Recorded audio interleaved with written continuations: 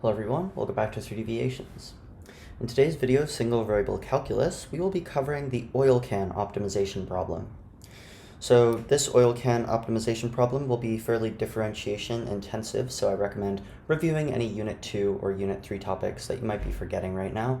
That's okay. Might be starting to forget some of the differentiation rules, but we should make sure that we remember those, as those are going to be important later on in the course.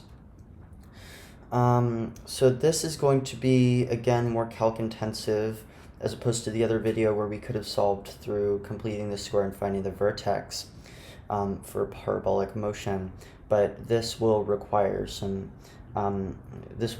calculus full stop. All right, so why don't we take a look at our problem now.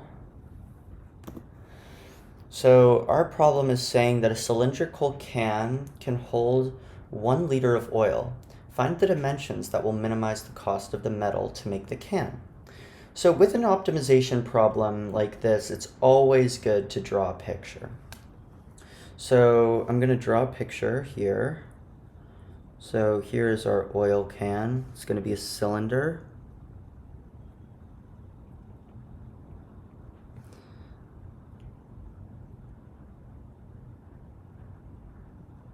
So we're going to have, let's say on the bottom we're going to have a radius of r, and up here we're going to have a height of h.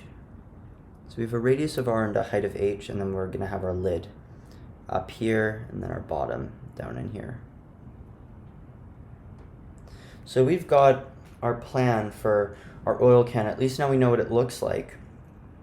So now what we are going to do is we're going to make a function for the surface area. So to do this, we just need to find an a of r function. So what we are going to do is we're going to add the surface area of the ends to the surface area of the, it says sides here, but we only really have one side, so I guess we could just say side. And so the surface area of the ends, each are going to be pi r squared because that's the radius.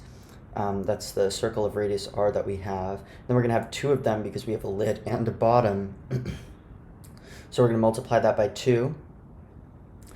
And then, of course, we have the dimensions for the sides, and we are multiplying the circumference, 2 pi r, of one of our ends by the height, h. So now we have our function. We have 2 pi r squared plus 2 pi r h. All right, and it says that the volume is 1 liter, and 1 liter we can rewrite really as 1,000 centimeters cubed, and that is going to be equal to the volume, which is pi r squared times height. Of course, that's the area of this circle at the bottom times the height of our cylinder, and of course that's the formula for the cylinder. All right, so at this point we can solve for height, and if we solve for height, that is going to give us h equals 1,000 cubic centimeters over pi r squared. All right, so now we have formula for height. We can rewrite our area function. A of r is going to be 2 pi r plus 2,000 over r, and of course that's the substitution of the height into the expression. Okay, so now what we are going to deal with is we're going to deal with simplifying this guy here. So when we simplify here, we are going to get that we need to have r bigger than 0. So it's always good to add that clause. And now what we are actually going to do is we are going to differentiate this guy here. So when we differentiate this guy here, we are going to need to just remember our basic rules. We are differentiating with respect to r, so don't let that pi scare you.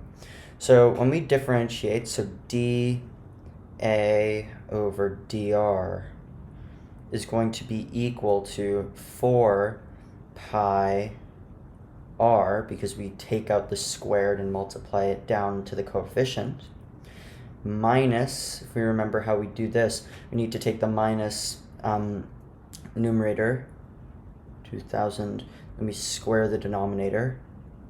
That could be done more rigorously with the power rule, but that's something that I just remember at this point. And of course we can simplify this. And when we simplify this, we are going to get a prime of r is equal to 4 times 4 pi r cubed minus 500 over r squared. And now what we need to do is we need to solve this for 0. When we solve this for 0, we are going to get pi r cubed is equal to 500. Right, so now that we've solved for pi r cubed equals 500, now all that's left is to solve for the height. So that means that r, if I solve for r here, that means that r is going to be equal to the cube root of 500 over pi. So now we have our r, now we just need to solve for h. So that means we just plug it into the formula. So if we remember, from here, we have that h equals 1000 over pi r squared. So if we plug in the cube root of 500 over pi, that is going to give us that h is equal to 1000 over pi times 500 over pi quantity to the 2/3 power, which is equal to 2r. So now we have that our dimensions are going to be that r equals 3 root 500 over pi, and then h is going to be equal to, our height, is going to be equal to 2 times the cube root of 500 over pi. Right, so that was a nice optimization problem that we solved for. If you think about this in the real world, you might be working for a company and they're going to ask you to minimize the price of this oil can. So as you can see, calculus is not just for the hardcore mathematicians. We will be using this in the real world all the time. So thank you very much for watching. In the next video, we are going to be continuing to work with optimization problems. Progressively, they will be getting a little bit harder, and these pictures here will become ever more helpful. Thank you so much for watching, and we will see you in the next one.